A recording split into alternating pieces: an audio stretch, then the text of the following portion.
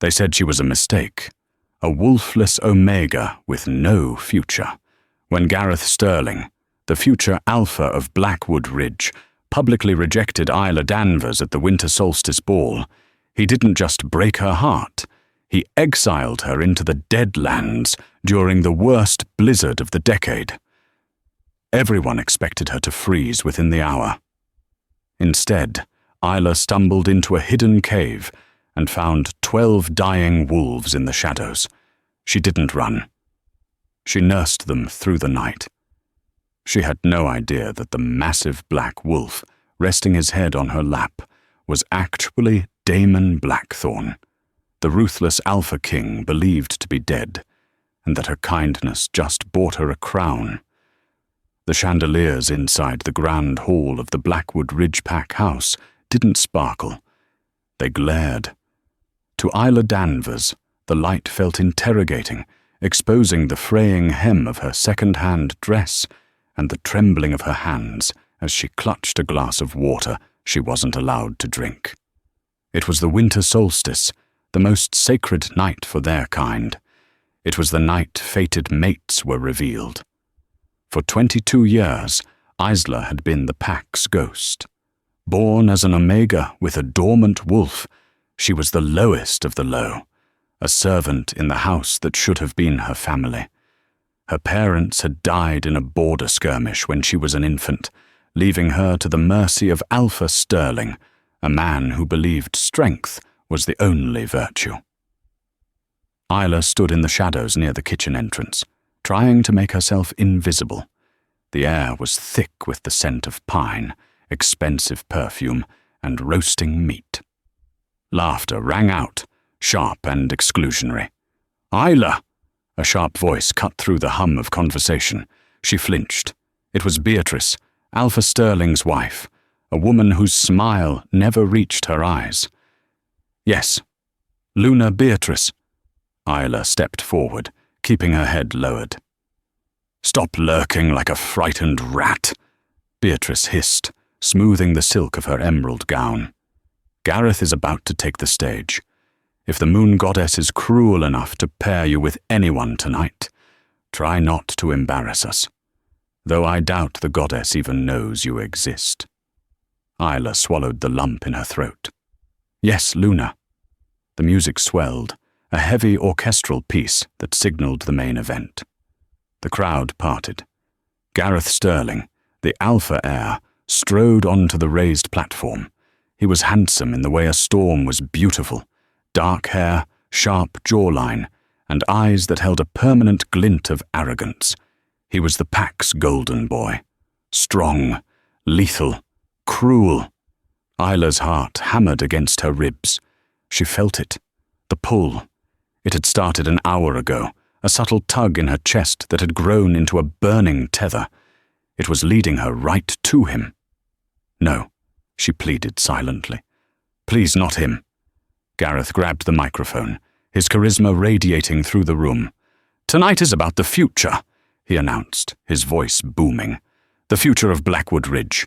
We need strength. We need purity." He paused, his eyes scanning the crowd. They stopped. They locked onto Isla in the back of the room. The tether snapped into place. The bond. It was undeniable.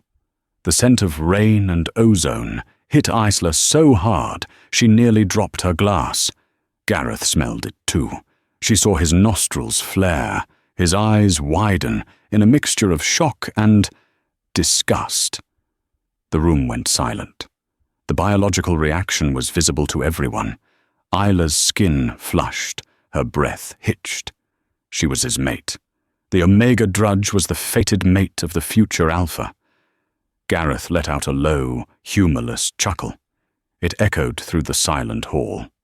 "Well," Gareth said into the microphone, his voice dripping with mock amusement. "This is awkward." He hopped down from the stage and walked toward her.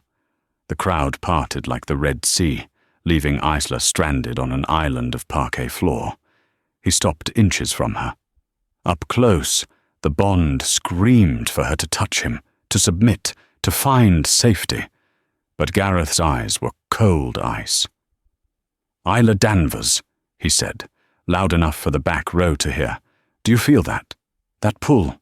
"Yes," she whispered, unable to lie. "It's a biological trick," Gareth announced, turning to address the crowd while gesturing at her like she was a broken piece of furniture. "Nature makes mistakes. And looking at you, weak, wolfless, pathetic, it's clear nature was drunk when it made you." "Gareth, please," she begged softly. "Don't do this here." "I, Gareth Sterling, future Alpha of Blackwood Ridge," his voice thundered, "reject you, Isla Danvers, as my mate and Luna." The pain was immediate. It felt like a physical blow to the chest, a severing of a limb. Isla gasped, falling to her knees, clutching her heart. The rejection bond snap was agonizing, a burning fire in her veins. But Gareth wasn't done. "And," he continued, looking down at her writhing form, "I cannot have a rejected mate lurking in my pack. It weakens my standing." "Father?" Alpha Sterling stepped forward, his face made of stone. "You heard him. Isla Danvers, you are hereby banished. You have 1 hour to clear the territory." "1 hour?" Isla choked out, looking up through tears. "Alpha, it's 10 degrees below zero. The blizzard. Then you better start running," Gareth sneered, leaning down to whisper in her ear. "Die quickly, Isla. It's the only useful thing you can do." Security guards, men she had known since childhood, grabbed her arms and dragged her toward the heavy oak doors. They didn't let her get a coat. They didn't let her pack a bag. They threw her out the back entrance, into the biting wind and swirling snow. The heavy door slammed shut, the lock clicking with a finality that sounded like a coffin closing. Isla stood in the snow, wearing only her thin servant's dress and worn flats. The cold bit into her skin instantly, sharp as needles. She looked back at the windows of the grand hall, glowing with warmth and golden light. She could see the silhouettes of people dancing. They had already moved on. She turned toward the forest. The wind howled, sounding like a chorus of screaming ghosts. She had 2 choices: curl up by the door and freeze while they laughed, or walk into the Deadlands and die on her own terms. Isla chose to walk. The cold was a living thing. It didn't just touch her. It invaded her. Within 20 minutes, Isla couldn't feel her feet. Within 40, her vision began to blur, the dark pine trees twisting into monstrous shapes in the whiteout conditions. She was walking toward the Deadlands, a jagged range of mountains north of the Pack territory known for avalanches and rogue attacks. But instinct drove her there. There were caves in the foothills. If she could reach the limestone ridges, she might find shelter out of the wind. "Just 1 more step," she muttered, her teeth chattering so hard her jaw ached. "Just 1. She fell. The snow was waist-deep here. Getting up felt like lifting a boulder. She crawled, her fingers numb and blue, dragging herself over a fallen log. That was when she smelled it. Iron. Metallic and sharp. Blood. It cut through the scent of pine and ice. It was fresh. Isla paused, her survival instincts warring with her fear. Blood meant predators. But blood also meant something was alive out here. She pushed herself up, squinting through the driving snow. Ahead, the dark maw of a cave opened up at the base of a sheer cliff. It was a black void against the white snow. The scent of blood was pouring from it. Isla stumbled inside, collapsing onto the dry dirt floor. The silence inside was sudden and heavy. The wind howled outside, but in here the air was still and warmer. She lay there for a moment, gasping, waiting for her lungs to stop burning. As her eyes adjusted to the gloom, she realized she wasn't alone. A low growl vibrated through the floorboards of the cave. Isla froze. Slowly she lifted her head. Deep in the recesses of the cave, 12 pairs of eyes glowed in the darkness. Amber, gold, green, wolves. Not normal wolves. These were shifters. They were massive, even in the shadows. But they weren't attacking. They weren't even standing. As her vision cleared, the horror of the scene revealed itself. 12 wolves lay scattered across the cave floor. They were decimated. Their fur was matted with blood, deep gashes tearing through their flanks. The scent of wolfsbane, acrid and burning, was heavy in the air. They had been ambushed, poisoned. Wolfsbane prevented shifting. These warriors were trapped in their wolf forms, unable to heal, slowly bleeding out. The growl came from the center. A massive wolf, black as the void itself, lifted his head. He was easily double the size of the others. His eyes were a piercing, electric blue that seemed to illuminate the dark. He was badly wounded. A jagged tear ran down his shoulder, oozing dark blood. He snarled at her, baring teeth the size of daggers. It was a warning. Stay back! Isla should have run. She was a banished Omega. These were clearly rogues or enemies of her former pack. But looking at them, she didn't see monsters. She saw pain. She saw the same abandonment she had just felt standing outside the banquet hall. "I'm not going to hurt you," she whispered, her voice raspy. The black wolf watched her, his gaze intelligent and calculating. He tried to rise, but his front leg gave out, and he collapsed with a huff of pain. Isla's heart broke. She forgot her own freezing limbs. She forgot Gareth. She crawled forward. The other wolves bristled, a chorus of low whines and growls filling the space. "Shh," she soothed, projecting a calm she didn't feel. "You're poisoned. I can smell the bane." She reached the black wolf. He snapped at her hand, his jaws snapping shut inches from her fingers. "Do it," she said, looking him dead in the eye. "Bite me. Kill me. Or let me help you. Those are your choices, because I'm not leaving." The black wolf froze. He stared at her, confused by her audacity. An Omega commanding a prime alpha. It was unheard of, but the defiance in her eyes seemed to spark something in him. Slowly, he lowered his head back to his paws, watching her. Isla got to work. She didn't have medical supplies, but she had knowledge. Her mother had left behind journals on herbalism that Isla had memorized as a form of escape. "I need snow," she muttered. She ran back to the cave entrance, scooping up armfuls of clean snow. She tore the hem of her dress, her only protection, into strips. She packed the snow against the black wolf's shoulder wound to numb it and slow the bleeding. "This is going to sting," she warned. She used her fingernails to scrape away the clotting, poisoned muck from the wound. The wolf shuddered, a high-pitched whine escaping his throat, but he didn't bite. I know, she hummed, a soft melody she used to hum to herself while scrubbing floors. "You're brave. You're a big, brave soldier." She moved from one wolf to the next, 12 of them. It took hours. Her hands were raw and bleeding, her energy depleted. She found a grey wolf with a crushed leg and splintered it with a branch. She found a russet-coloured wolf, choking on blood, and positioned its head to clear the airway. But the cold was creeping back in. The fire of her adrenaline was fading. Isla returned to the black wolf. He was the anchor. The others watched him for cues.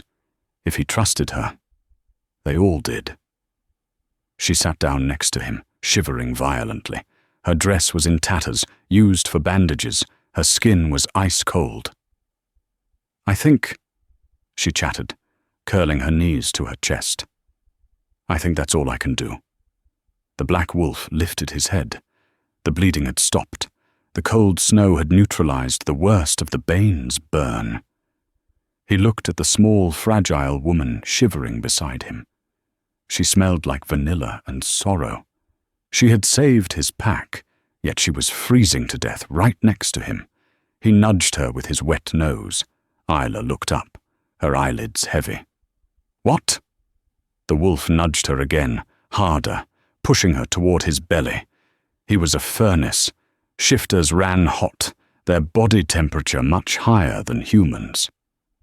You want me to?" He huffed impatiently and used his massive head to scoop her closer. Isla didn't argue. She pressed her back against his thick, black fur. The heat was instantaneous, soaking into her frozen bones. It was better than any fire. Then something miraculous happened. The other wolves, seeing their leader's action, began to drag themselves over.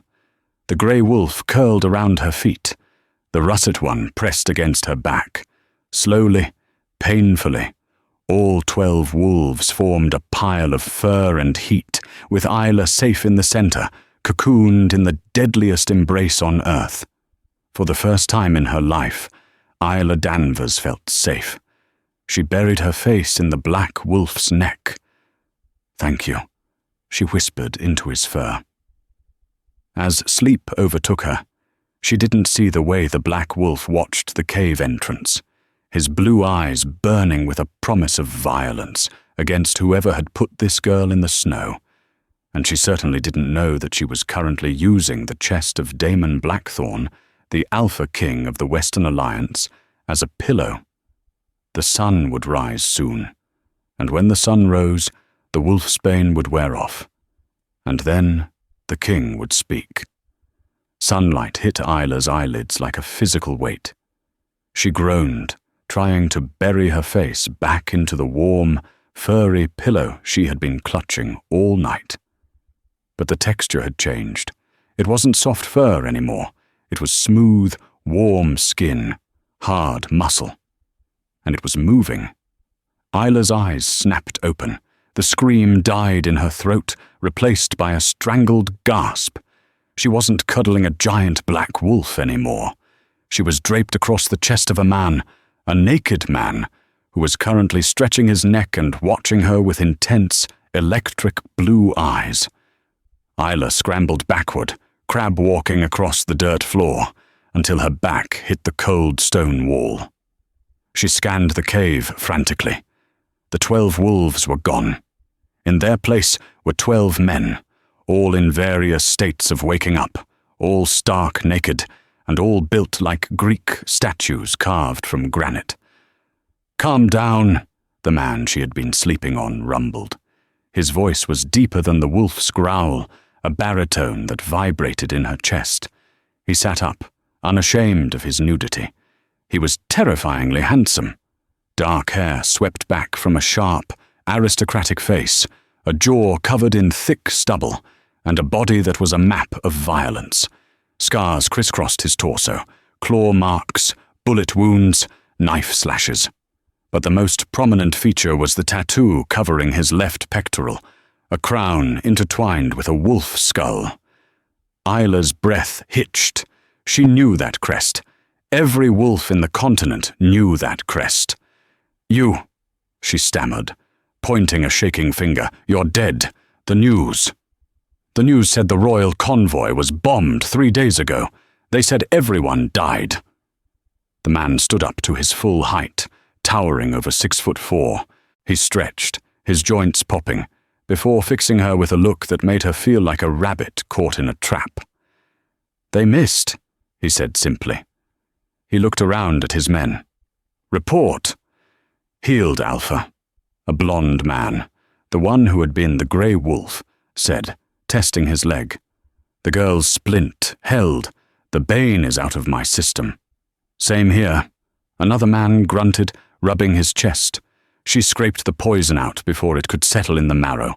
"It hurts like hell, but we're alive." The dark-haired leader turned back to Isla.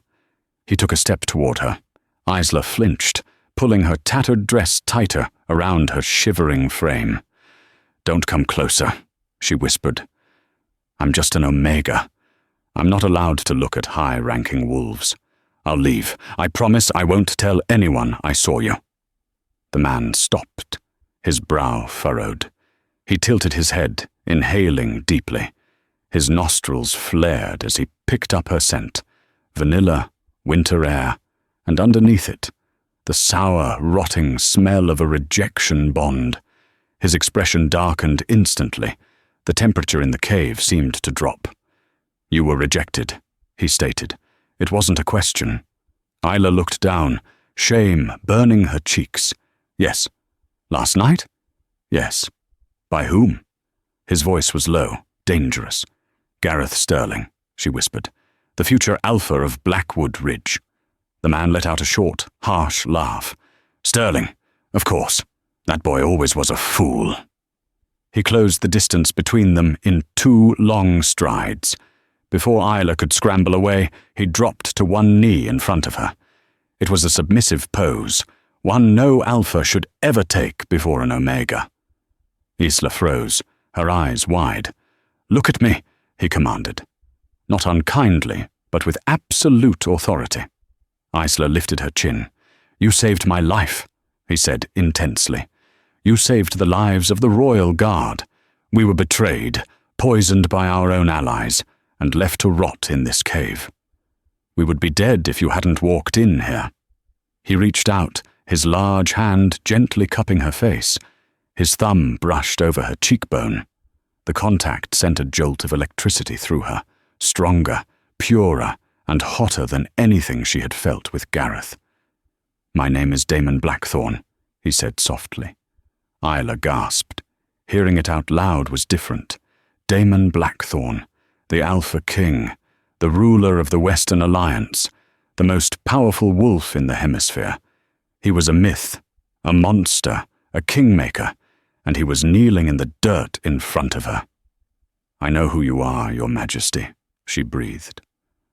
"Then know this," Damon said, his blue eyes locking onto hers. "Rejection kills omegas. The stress, the heartbreak, the severing of the bond. It usually stops the heart within days. But you didn't curl up and die. You walked into a blizzard and saved 12 strangers." He leaned in closer. "I need a mate, Isla. I need a queen. The kingdom is unstable. My enemies think I'm dead. I need to return with strength. I need someone loyal, someone brave, someone who doesn't care about rank but cares about life." Isla's heart hammered against her ribs. "I don't understand." "I am claiming you," Damon declared. The air in the cave shifted. The other 11 men stopped moving, watching their king. You can't," Isla stammered. "I'm an omega. I'm rejected. I'm damaged goods." "You are what I say you are," Damon roared, the sound echoing off the walls. Then, softer, he added, "And I say you are mine." He leaned forward and pressed his forehead against hers. "I, Damon Blackthorne, Alpha King, accept the bond that nature offers. I claim you, Isla Danvers, as my chosen mate and Luna of the Western Alliance." A golden light erupted around them. It wasn't the subtle tug she had felt with Gareth. This was a supernova. It slammed into her chest, warm and healing. She felt the gaping wound Gareth had left in her soul, knit back together. Filled with liquid gold, the bond snapped into place, ironclad, eternal. She wasn't just his mate, she was his savior, and he was hers. Isla collapsed forward, overwhelmed. Damon caught her, lifting her easily into his arms as he stood up. "Silas!" Damon barked at the blond man. "Get to the ridge. Contact the air support. Tell them the king is alive." "Yes, Alpha," Silas said, sketching a salute before shifting into his grey wolf form and bounding out into the snow. Damon looked down at Isla, who was trembling in his arms. "You're cold," he murmured. He looked around, realized they were all naked, and scowled. "And we need clothes." "My dress," Isla began. "Is a rag," Damon cut her off. "We are going to Blackwood Ridge." Isla stiffened. "No, please. They'll kill me if I return. Alpha Sterling gave me 1 hour. Damon's lips curled into a terrifying smile. It was the smile of a predator who had just found the perfect excuse to hunt. "Let them try," Damon whispered against her hair. "We're going to crash a party, little wolf, and I promise you, no one will ever look down on you again." The trek down the mountain should have been impossible. The snow was still deep, the wind biting. But Isla didn't walk a single step. Damon carried her the entire way, his body heat acting as a shield against the elements. His royal guard, the Iron 12, as the media called them, moved around them in a protective phalanx. They had shifted back into wolves for the journey, their massive forms cutting a path through the drifts. By the time they reached the tree line bordering the Blackwood Ridge estate, the sound of chopping rotors filled the air. 3 black military helicopters, bearing the royal crest, descended onto the frozen lake nearby. Men in tactical gear swarmed out, carrying blankets, medical kits, and weapons. "King on deck!" one of the soldiers screamed. Damon didn't stop moving. He walked straight to the lead soldier. "Report." "Sir, the council has declared you MIA. Vice-Chancellor Thorn is moving to seize the throne by noon today. We have hours." "Thorn was the one who poisoned us," Damon growled. "We deal with him later. First I need a shower, a suit, and a dress for my Luna." The soldier blinked, looking at the dirty, shivering woman in Damon's arms. "Your Luna, sir." Damon's eyes narrowed. "Did I stutter, Sergeant?" "No, sir. Apologies, sir." "We are taking the Blackwood pack house," Damon ordered. "It's the closest stronghold with a secure comms link. I want the building secured. No one leaves. No one enters. Cut their phone lines." "Yes, sir."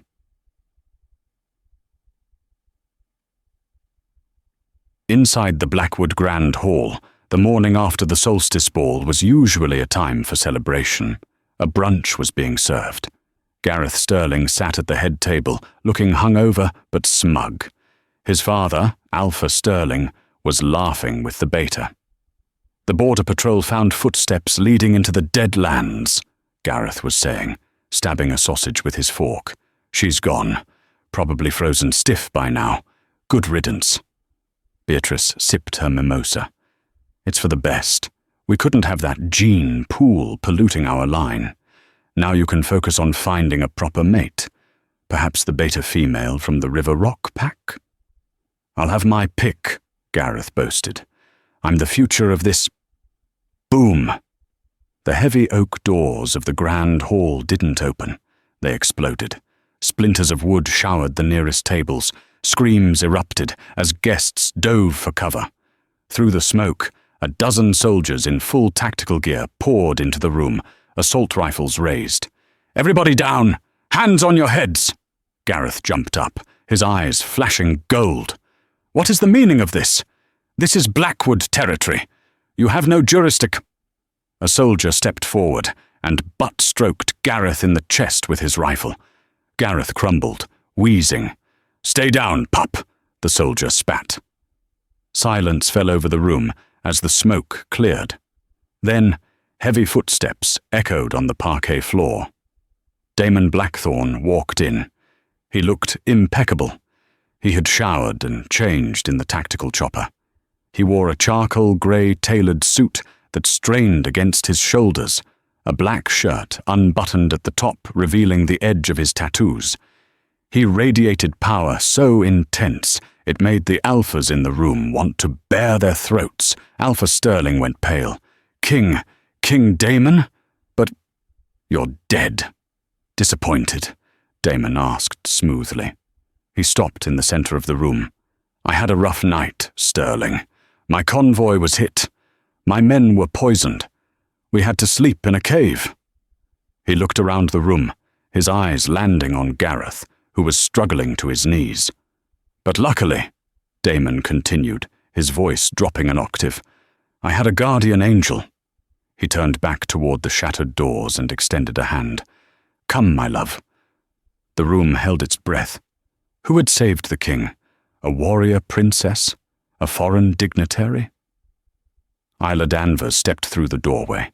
She had been transformed. The tactical team had provided her with clothes from the emergency diplomatic cache. She wore a sleek, midnight blue dress that hugged her curves that the oversized servant uniform had always hidden. Her hair, usually messy and tied back, cascaded in soft waves around her shoulders. She looked regal. She looked beautiful. She also looked terrified. But when she saw Damon's outstretched hand, she focused on it. It was her anchor. She walked past the gaping mouths of the people who had tormented her for years. She walked past the headmaid who used to hit her with a broom. She walked past Beatrice, whose mimosa glass shattered in her hand. She placed her hand in Damon's. He pulled her flush against his side, wrapping a possessive arm around her waist. "Isla!" Gareth wheezed, staring at her as if she were a ghost. That's the Omega." Damon's head snapped toward Gareth. "Careful," he warned softly. "But I rejected her," Gareth stammered, his brain failing to catch up with reality. "I banished her. She's nothing." Damon laughed.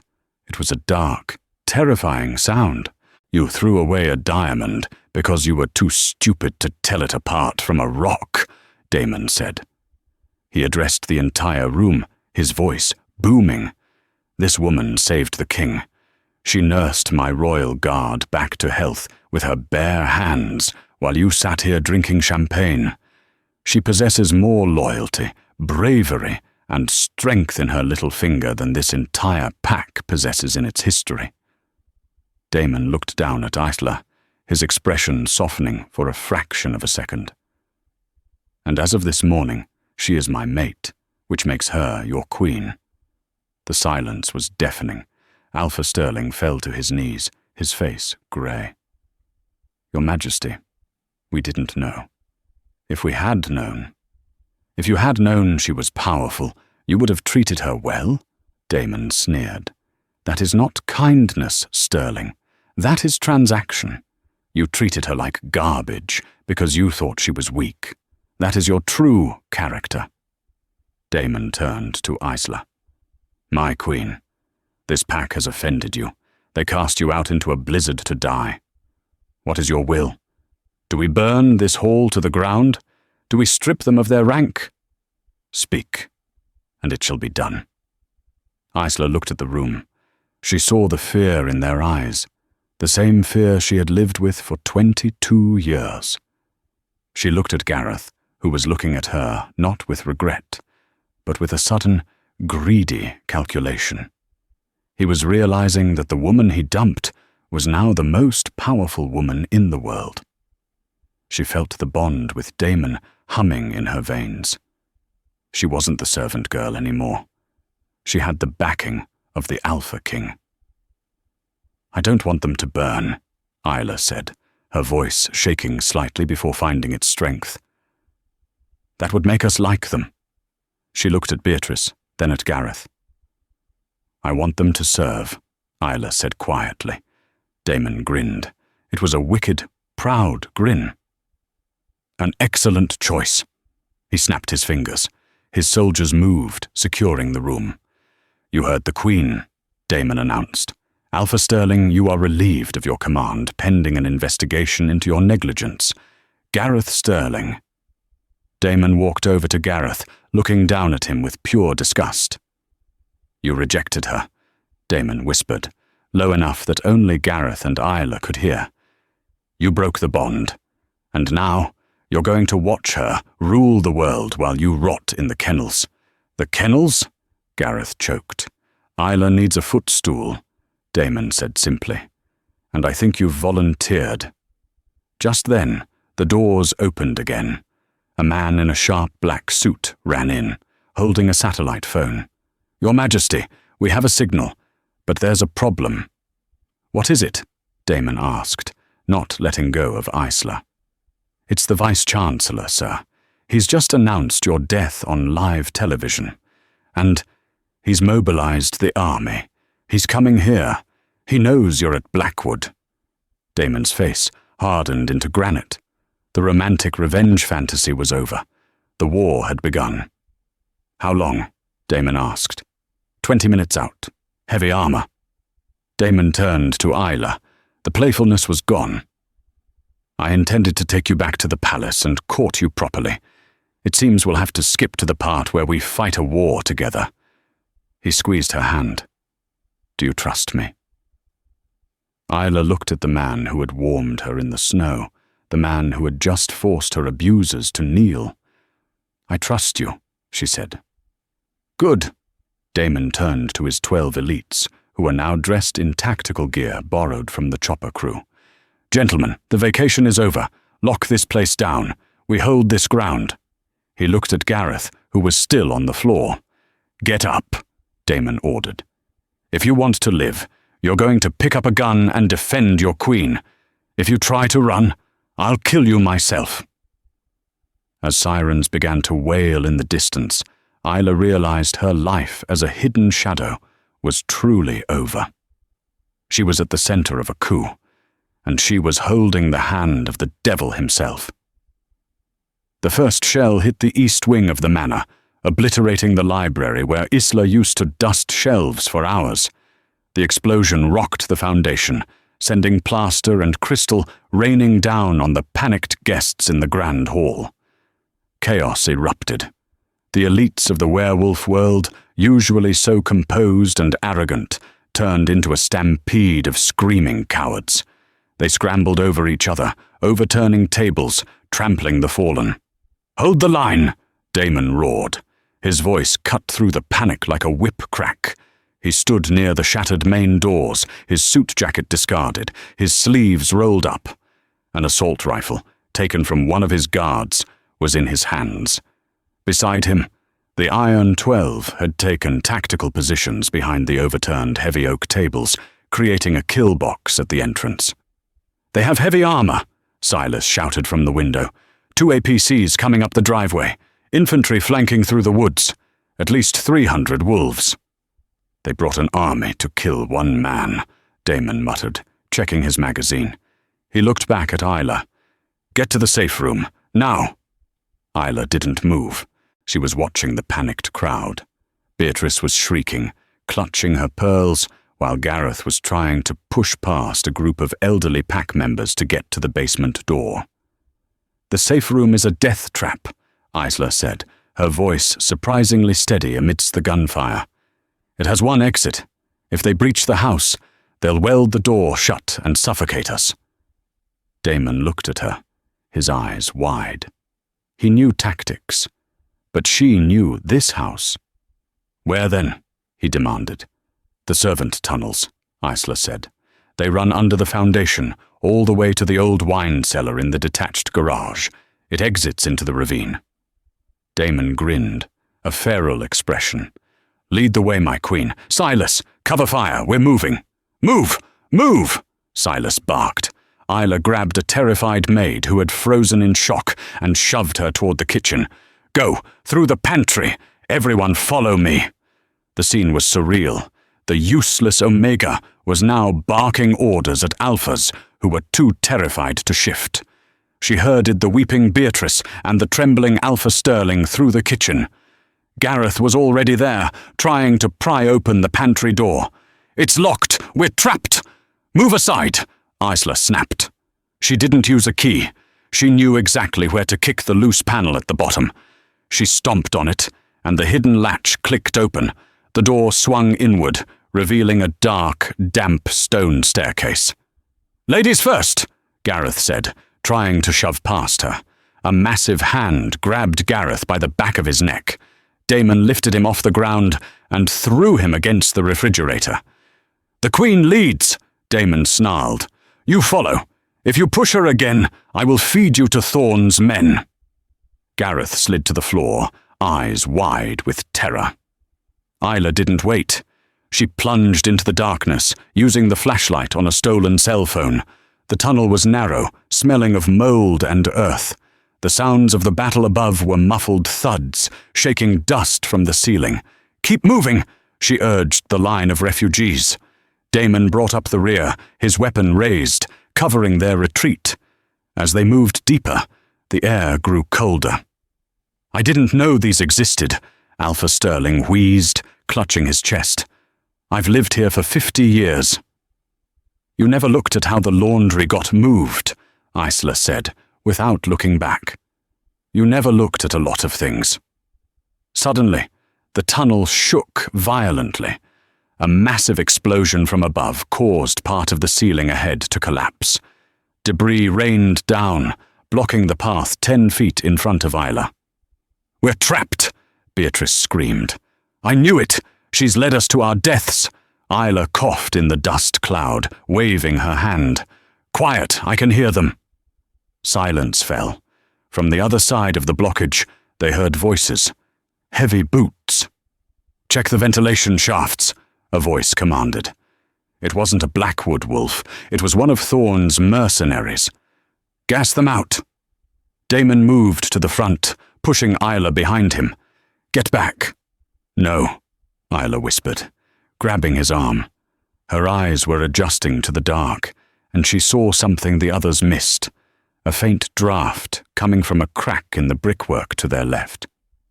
"That wall," Isla pointed. "It backs onto the old coal chute. It's hollow." Damon didn't question her. He didn't ask how she knew. He simply raised his boot and kicked the brickwork with enhanced alpha strength. Crack. The wall gave way, revealing a slide of black dust.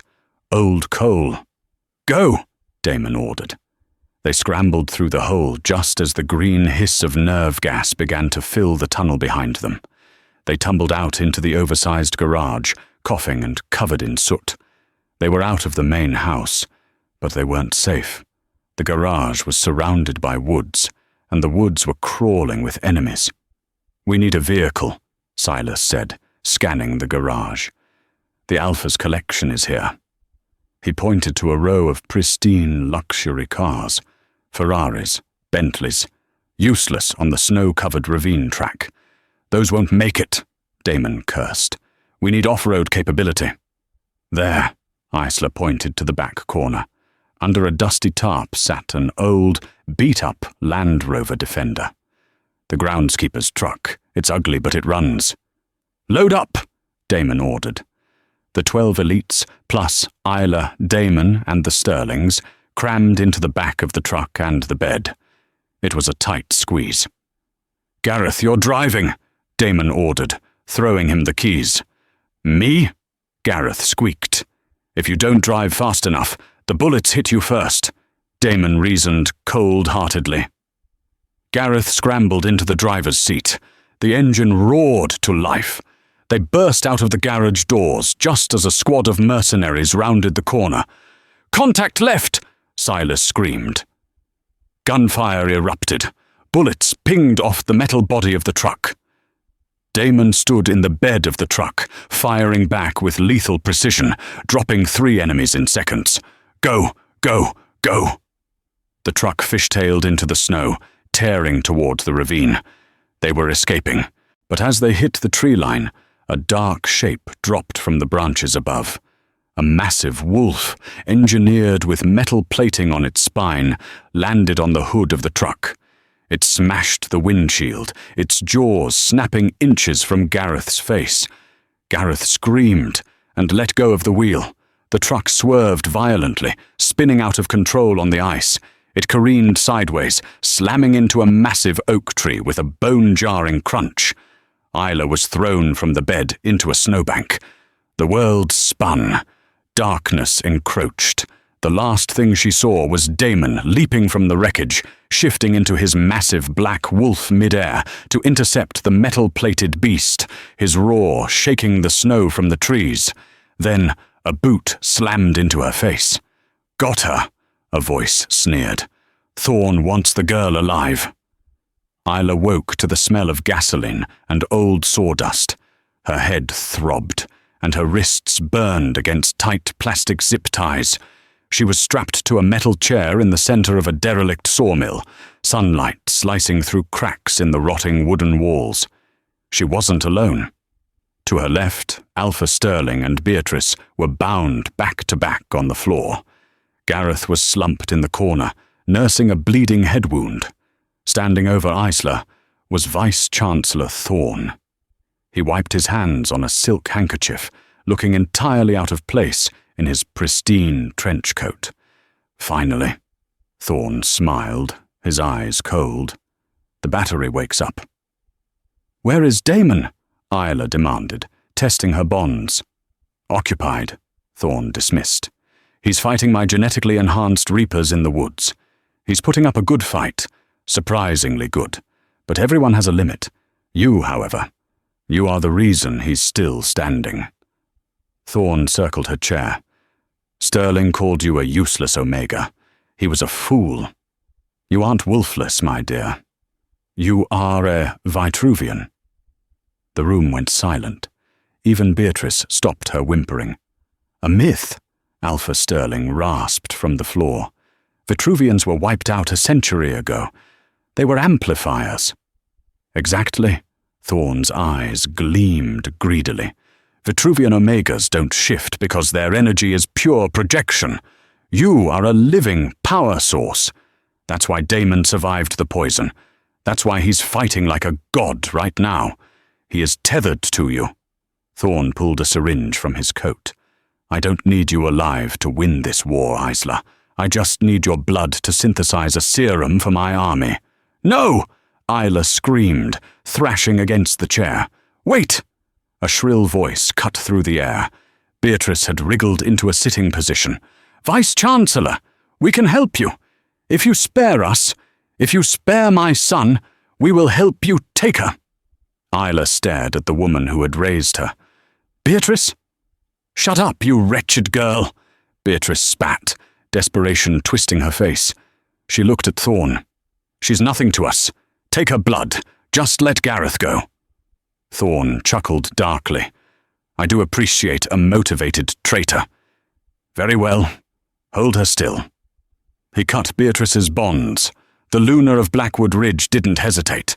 She scrambled up and lunged at Isla, pinning her shoulders to the chair with bruising force. "Stop moving," Beatrice hissed, her fingernails digging into Isla's skin.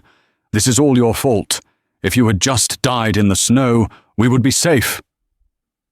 Isla looked into Beatrice's eyes and saw only hollowness. But instead of fear, a white-hot rage ignited in her chest. The bond with Damon flared. It was a physical weight in her soul. Isla didn't pull for comfort this time. She pushed. She took all her pain, all her rejection, and shoved it down the tether. "Damon!" she screamed internally. "Now!" Outside, a roar shook the sawmill. It wasn't just a wolf's howl. It sounded like a dragon waking up. The wooden wall behind Thorn exploded. Splinters the size of spears flew across the room. Thorn was thrown backward by the shockwave. Beatrice screamed and released Isla, diving for cover. Through the settling dust, a monster emerged. Damon Blackthorn was in human form, but veins of liquid gold pulsed beneath his skin. His eyes were entirely blue, glowing with terrifying intensity. The Vitruvian power was surging through him. He crossed the room in a blur. Before Thorn could stand, Damon grabbed him by the throat and lifted him one-handed, feet dangling high off the ground. "She is a weapon," Thorn choked out, clawing at Damon's arm. "No." Damon's voice was a distorted harmonic, man and wolf speaking as one. "She is my queen." With a sickening crunch, Damon tossed Thorn across the room. The Vice-Chancellor hit a heavy iron saw blade and slumped, unconscious. Damon turned his burning gaze to Beatrice. She cowered on the floor. "Damon, please! I was forced! He made me!" "I heard you," Damon said, his voice dropping to a lethal whisper. "I heard you offer to hold her down." "I am the Luna of—" "You are nothing," Damon roared. He unleashed his alpha aura. It hit the room like a physical gravity well. Beatrice collapsed, forced into a humiliating submission, her forehead pressed into the dirty sawdust, gasping for air. The gold light faded from Damon's skin as he rushed to Isla, ripping the zip ties off as if they were paper. "Are you hurt?" "I'm fine," Isla breathed, grabbing his hands. Damon, the bloodline. Thorn was right. I felt it. I don't care about the power, Damon said fiercely, pulling her into his chest. I only care that you're safe. Gareth stood up in the corner, holding his side. He looked at his grovelling mother, then at Isla.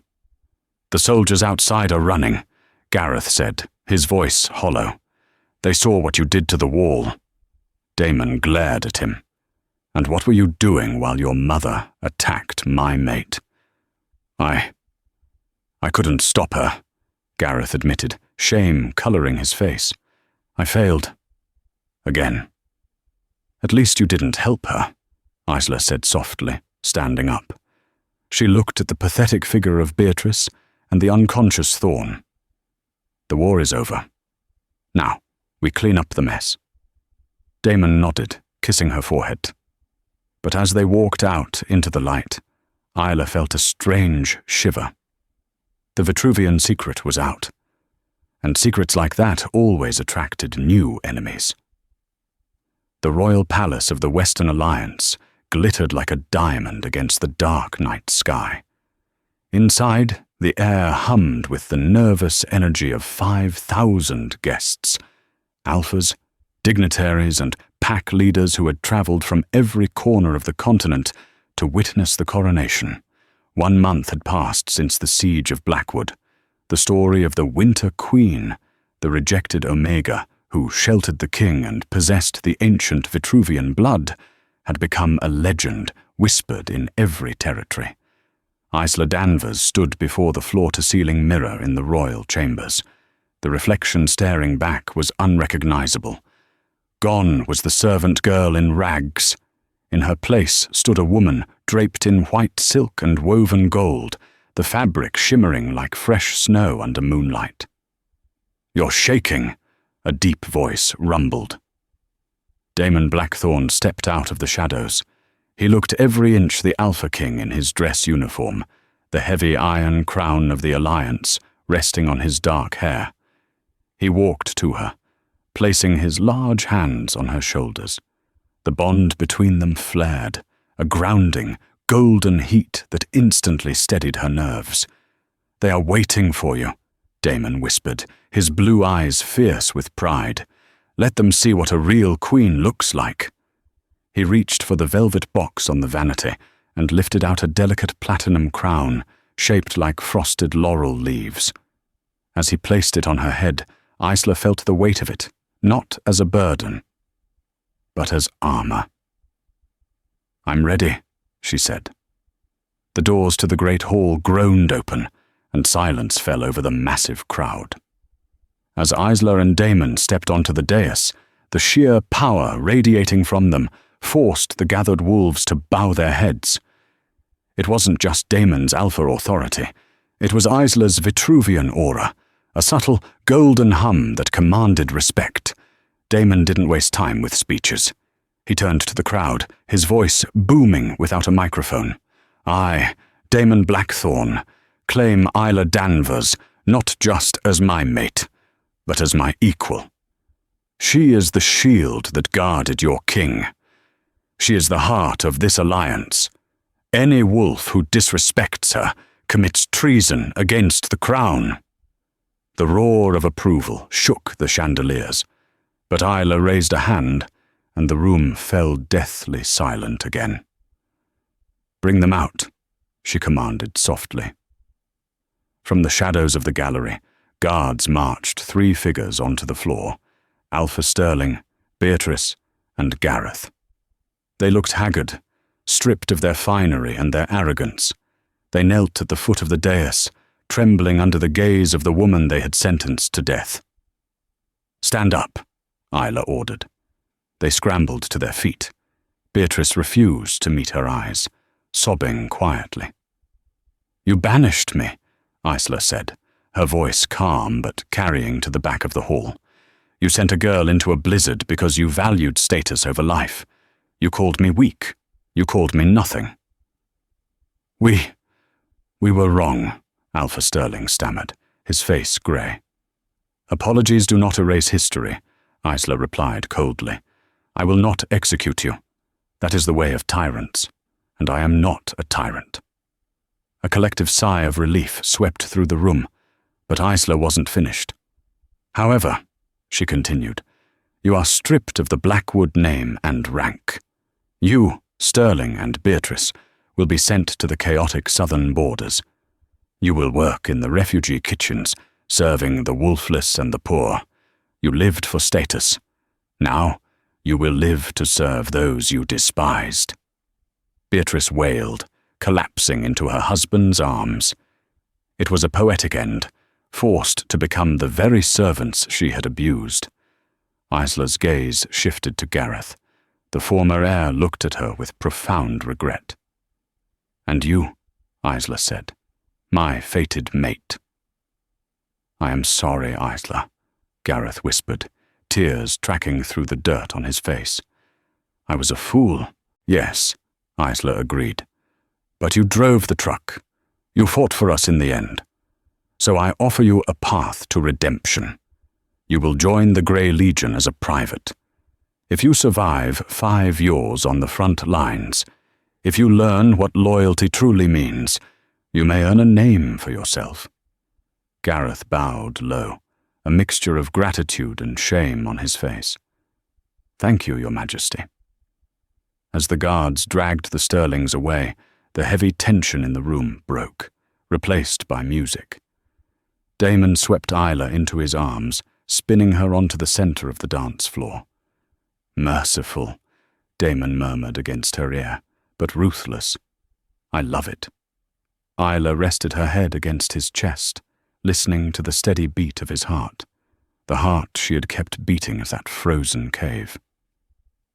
"They say the winter is cold," Isla whispered, looking up at her king. Damon smiled, a genuine, breathtaking smile that was only for her. "Not any more, my love. Not any more." What a journey. From a rejected outcast freezing in the snow to the most powerful queen in the Western Alliance, Isla proved that true strength isn't about rank. It's about character. Gareth learned the hard way that you never know the true value of someone until they're gone, and Damon proved that a real king kneels for his queen. Karma definitely hit the Sterlings hard. But do you think Isla was too merciful? Sending Beatrice to work in a soup kitchen is poetic justice. But would you have forgiven Gareth and let him join the Legion, or would you have sent him to the dungeons with his parents? Let me know in the comments below what you would have done in Isla's shoes. If you enjoyed this dramatic werewolf romance, please smash that like button, share this video with your fellow story lovers, and don't forget to subscribe and hit the bell so you never miss a new story. Thanks for watching.